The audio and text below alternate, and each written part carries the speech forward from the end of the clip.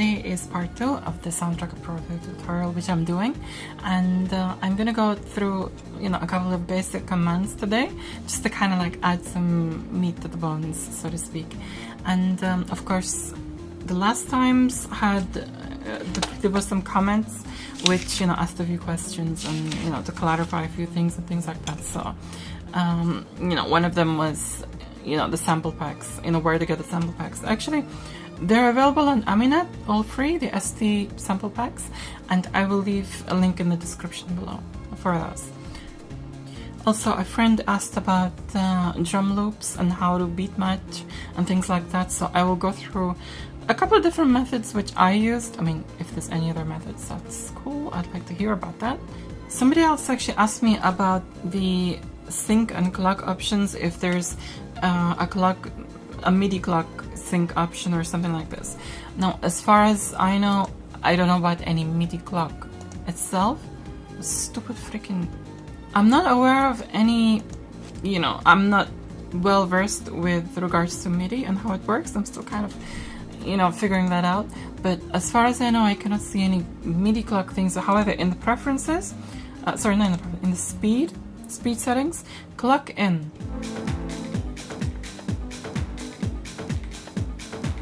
If we go to speed, CIA, that's the clock in. Parallel, it stops. I think there is, if I'm correct, I've never heard of it myself nor seen it, but I think there's a parallel device, which, a parallel clock, maybe? It's written in there. Let's have a check of this now. So here it says clock in determines which clock Soundtracker should use for its timing. The CIA timer or a clock connected to the parallel port. Right, okay, moving on from there. Somebody was also unclear about how I did the drums, the actual percussion, how I did that visually, because I said, I do the visually. Basically, I'll go through that quickly here. I'll load up some, instruments. Okay, so I have now loaded into sample one, sorry, bass drum, hi-hat, shaker 3, and block 3. Okay, so visually what I do is edit mode. Okay, so we have C3. Okay, so that's visually, as in, let's double that up. All you're doing is just like halving that. Yeah. Just putting another one exactly in between, which normally the snare would go. In fact, let's put a snare in there.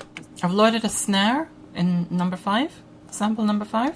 Right, can you see this yellow cursor here that I'm moving around? This number here determines the instrument number.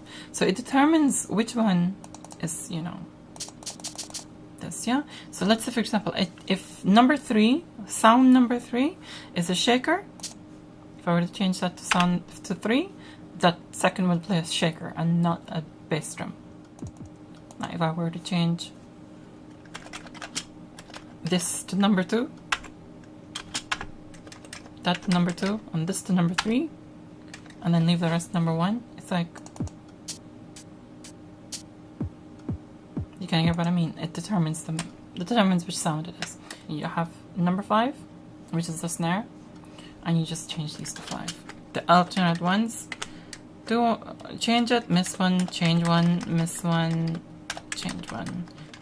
Now, how I did the other part visually is now this, I not only work visually, I also work with audio. It's just how I do things. Rather than calculate everything, this is what I do. So this has become, this one that I've just done, the beat and the rhythm, has become a visual and an audio reference.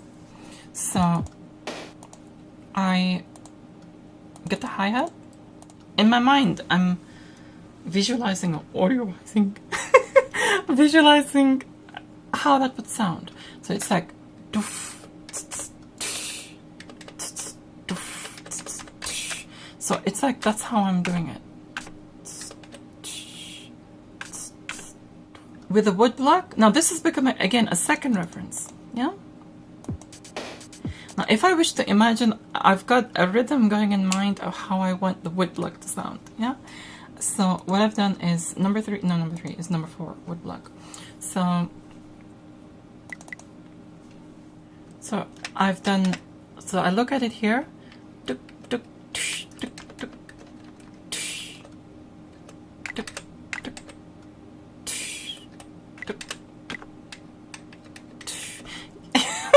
It makes me sound insane, I know, but this is how I'm basically vocalizing what I can hear in my mind. So it's like, so I confirm. It's exactly what was going on in my mind. Okay, moving on from that, let's add an extra length, and we will copy this one to the next one, like this, and make it a little different. So without the woodblock, let's go ahead. Yeah. And what we want to do now is change the speed. I'm just going to teach you how to change the speed. Now, I've always seen this, the command for 4F is the speed. Now, if you go to the speed setting, now 4F00 is going to be completely off, yeah? Now, 4F06 is going to be, can you see that speed 6 there? By the way, last time I forgot to show you these. You can do quarter, half, 6 1/4, 6 1/2, 6 3/4. So you can, so you've got like, you know, in between thing. But I'm not sure how you do that in the commands. But if you just go for 6, then you've set the speed, yeah? Now, let's say, for example, the next one, this, you want it to be, okay, so let's, for example, the next block, you want it to be a little faster, like 1 step faster. What you're gonna do is 4F04, because when you go down in numbers like this, you can see all these, the more you go down in numbers, the faster it gets. And, you know, again, it's reverse, as I explained last time. By the way, I've completely forgot. If you wish to, you know, view last time's part 1 of this, the link is in the description below, or, you know, in the letter I around here somewhere. So, yeah, we have, now keep an eye on this thing. Now, it's 6, yeah? Now you will see that on the second block, you will see the 4F. Go to 4. That's actually 2 steps faster. Sorry. I should have done 5. So 4F or 5. It will just go there. Yeah. So that's how you set the speed of your tracker. Let's do a bit of a breakdown. So it's like,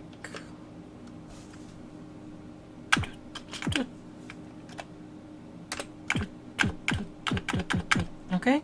Okay, so 8 beats we're doing a da da da da da da da. You know, so it's gonna be 4, let's do a 4F, and we will, no, 4-5, 4 freaking F. I'm thinking ahead too much. Okay, so we have 4-5 now. So 5, 4, 5, 4, 6, 7, 8, 9. A, B, C, D. So that's hexadecimal. So let's see what this does, yeah?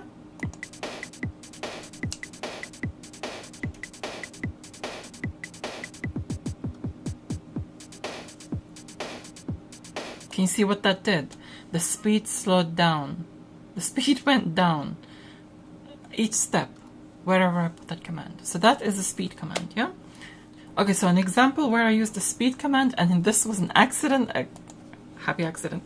In my piece of music, Flying High, 4F03, yeah? Here. And then it goes to 6. I don't know why I did this. This part, I don't know why I did it, but it ended up working to my favor somehow, because that's what made me create the happy accident.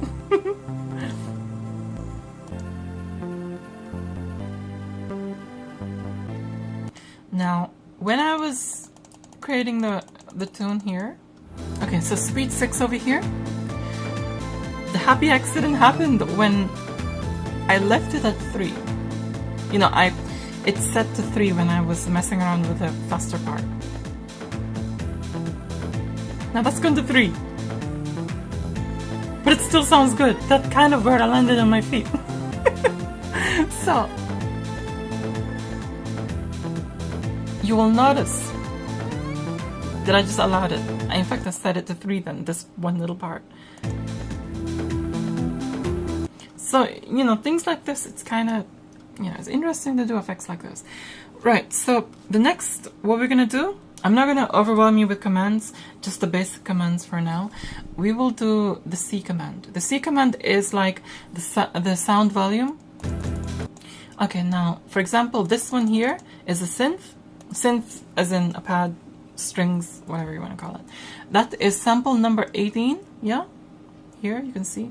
Sample number 18, we look for this, so right-click on number 1, which makes it a 10. Right-click is tens, left-click is units.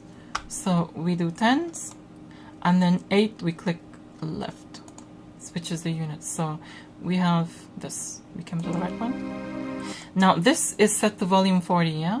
It won't permanently change this, but just for this note, the C command, yeah? So if I were to do C here, 0, you won't hear anything because it's 0, volume 0. It's basically, you've effectively just done this and you cannot hear it. That's the volume of this individual sample. So you cannot hear anything. Now, if I were to go, again, hexadecimal numbers. So if I were to go, you know, 5, you'll slightly hear it. It's basically, again, same as just doing this. Again, it will not change it permanently. It will just do it for this one single note. You can barely hear it. It's just, obviously 5 is so low. So let's do it 15. You can start hearing it now. Can you hear that? And the next is just normal 40. Yeah. So again, if you want to do it a little louder, this comes in handy when you want to do effects. Like, right. Let me load another piece of music of mine, which I use an effect for this. Yeah. So, okay. So this piece, El Solo. Again, I use. At first, I start with a slow one. If you go to speed. Again, I start with 4F06, which changes the speed to 6, yeah? And then...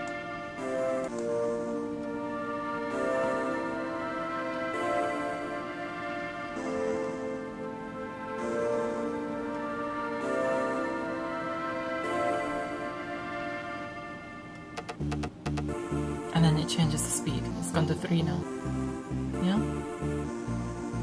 Now you can see here what I've done with C. Every alternate one I have zeroed out, yeah? I've zeroed out every alternate one. Now that creates this effect.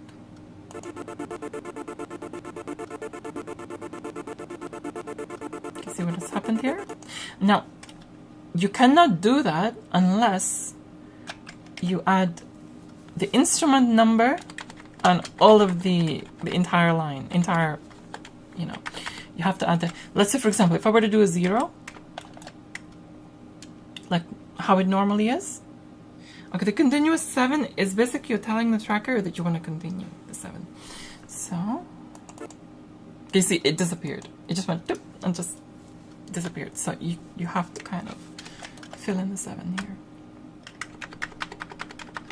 Okay, so what I've done here is I've done the 7s here. I have also left a few empty here, so you see what happens. Yeah.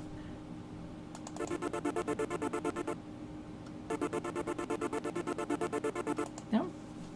So you need those 7s, or you can create an effect. You know, just mess around with the 7s. You can go into a lot of depth with this, but that basically it's not about the effect. What I'm trying to show you is what the C command does. You know, it's just the volume of the individual sample. Similar to the volume, there's another command, not C, but D, the next one, which is not a, it doesn't set the volume, it slides the volume. So if you want to do D, let's say 15, sample number 15, let's go to that. So right click tens, left click units. Yeah, so we have this. Go to that. It's on sample. It's on volume 18 by default. Yeah, you don't want to change that because that's how it is throughout the entire song. So we must keep the volume 18 in mind. And if you're gonna do D10, yeah, 10 to F, it's just 10 to F, will determine. And no, not these. We can only change this. Look at only this 0. Ignore this one. Ignore this number here for now. You can only change this. Now, this goes from 1 all the way to F. And you cannot change it more than F. Yeah? Now, this, putting a number in this straight after D will decrease. It will decrease the slide. It will slide the volume down. But it won't just like, automatically slide it down. It will just like nudge the volume down. So you see my finger here?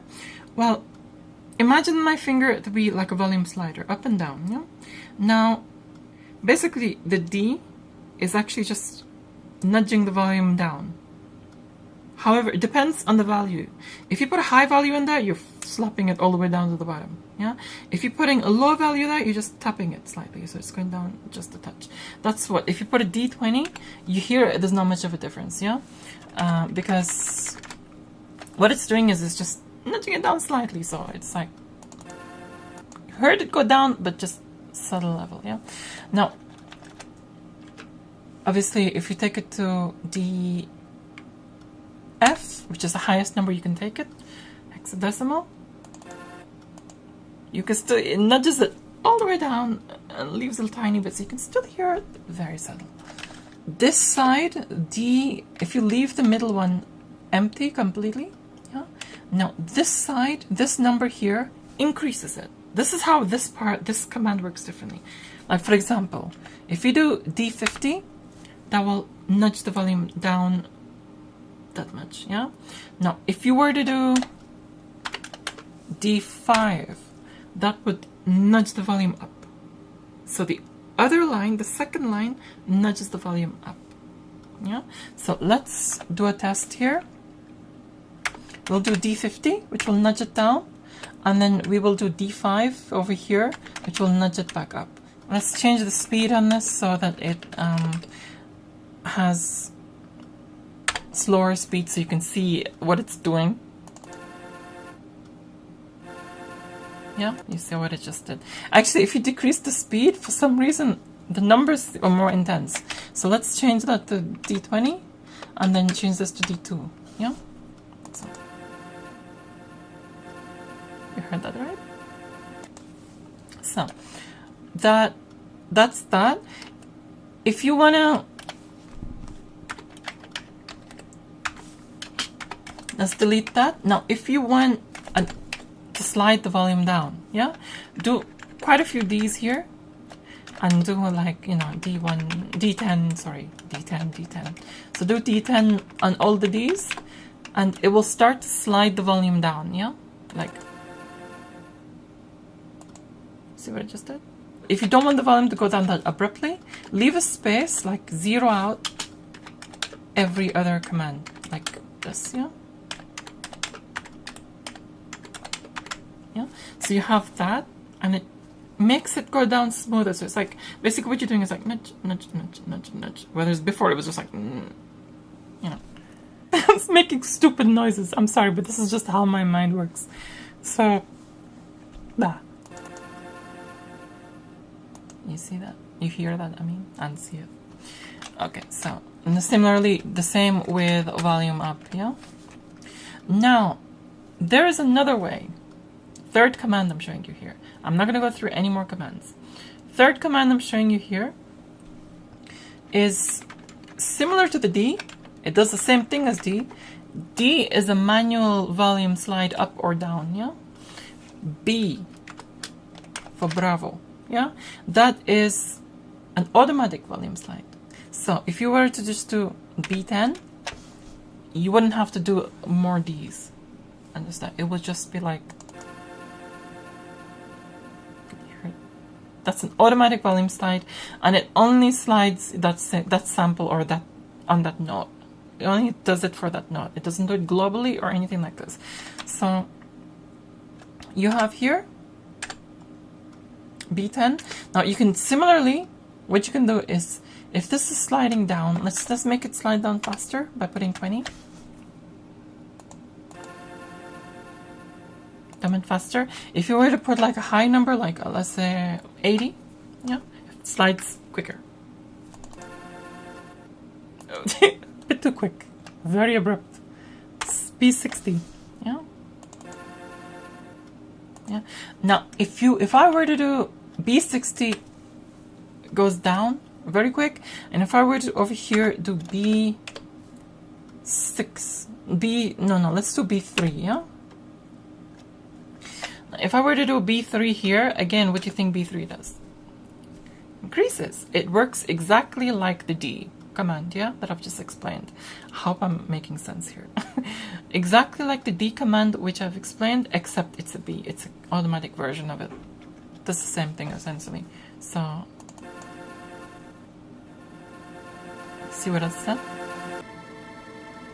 And this will take it. It depends. What you do with it depends. It's on 18, yeah? 18 is the default of the sample. Like, for example, the next one.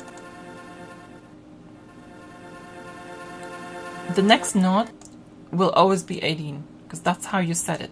You go into sound, and each sample, for each sample, you can select the volume of each sample individually, the default volume of it, and you can select the, you can tune it. Now to tune it,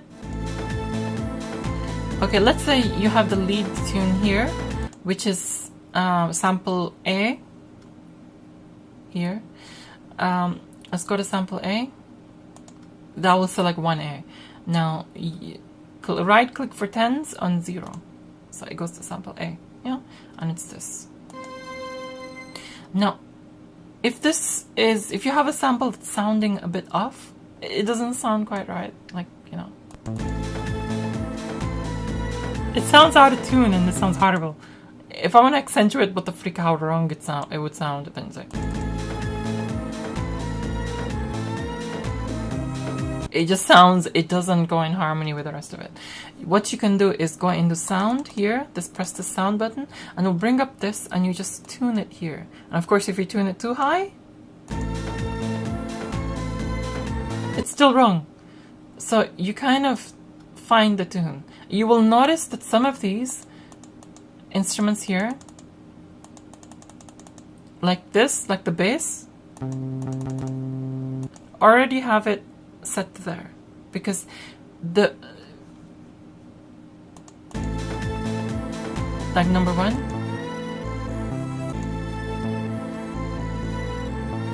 because if you were to do it normal, like just like that, it would sound out of tune. Okay, that's very subtle difference. Let's exaggerate that, yeah? If you were to kind of go like this, the bass is just wrong there. So what somebody has done, well, somebody meaning me, as in, you know, old me back then, what she did was put the sample down a bit, because it doesn't sound out of tune anymore. You have to have a good ear for that.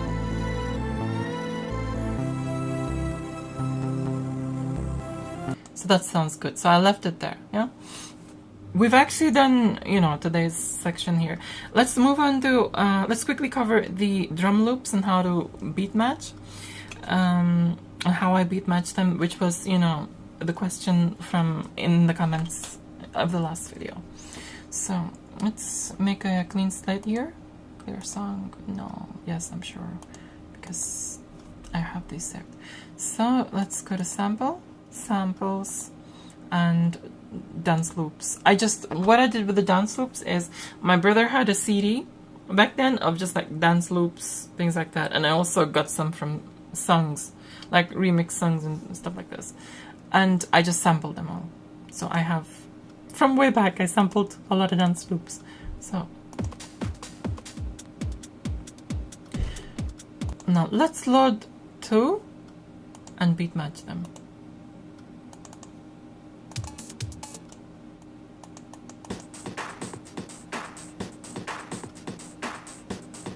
Okay, let's delete the loop here. Let's take the loop out. Okay, so we deleted the loop there, and let's say we want this. Yeah, just delete that loop also. You don't want the loop there because it will just confuse you. So always delete the loop, and yeah. Now this, you gotta kind of, the standard how I visually do the, you know, this thing. However, that's gonna be too short, so what you do is you delete the middle ones, yeah?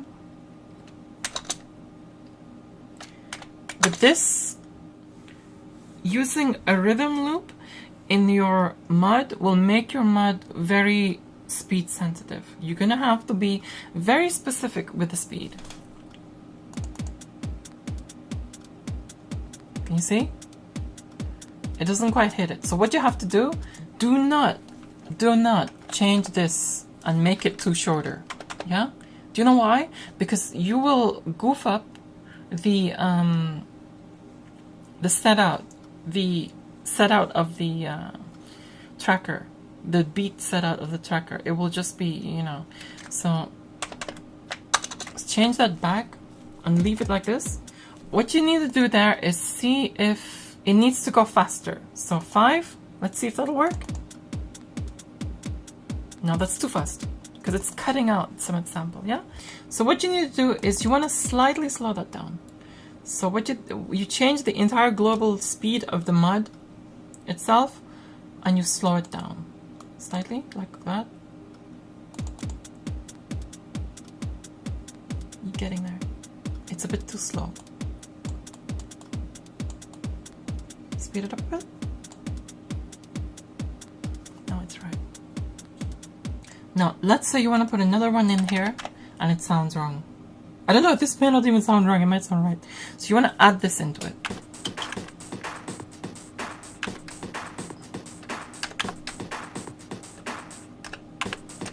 Yeah, so it's out of sync, right? This one, now of course if you change this for the second one, if you change the global speed for the second one, the first one will go out of sync, yeah? What you need to do here is go to the sound settings of the sample, go press sound. That's where this fine tune comes handy. So what you want to do is speed this up. So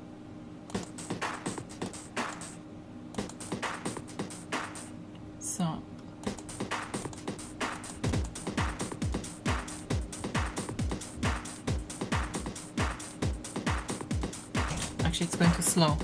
Right, so basically what's going to happen is, this is a bit too slow, right? If you find yourself that is too slow, what you can do is you can take this back to the center and click on this top one here, tune the entire sample one note up, like it was a C before, now it's a D, and click resample. That will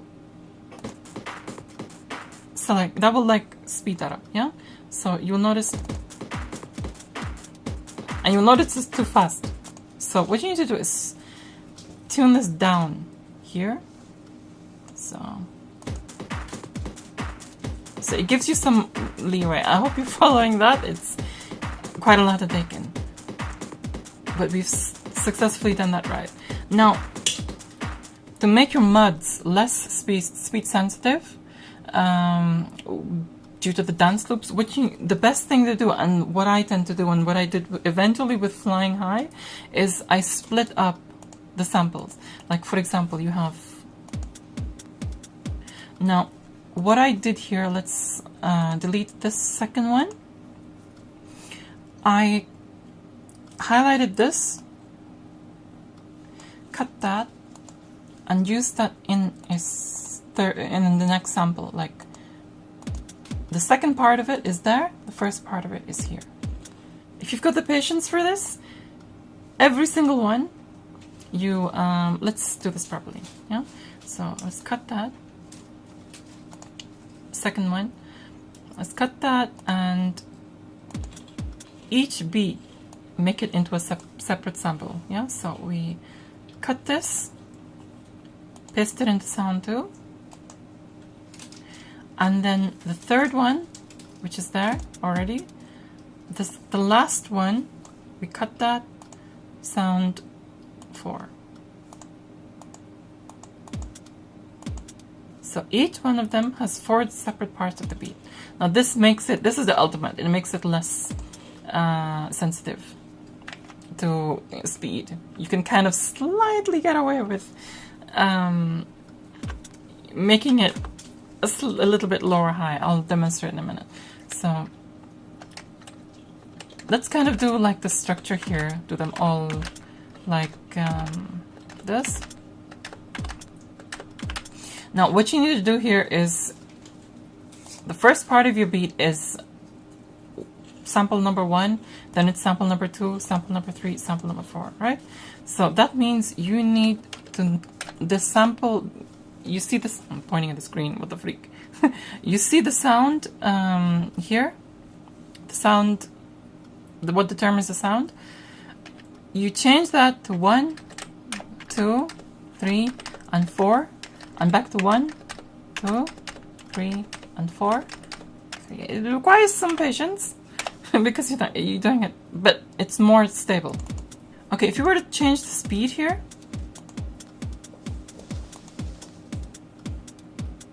it doesn't sound right, but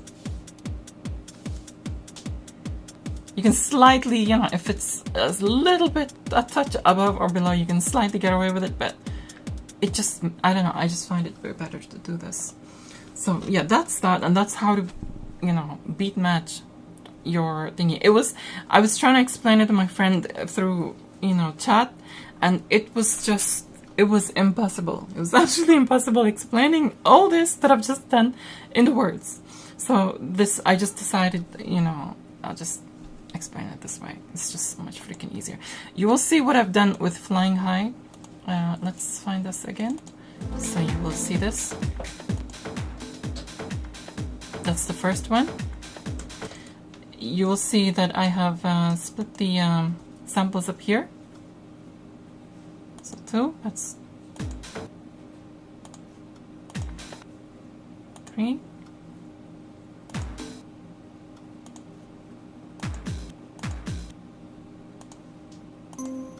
Okay, that's and this one.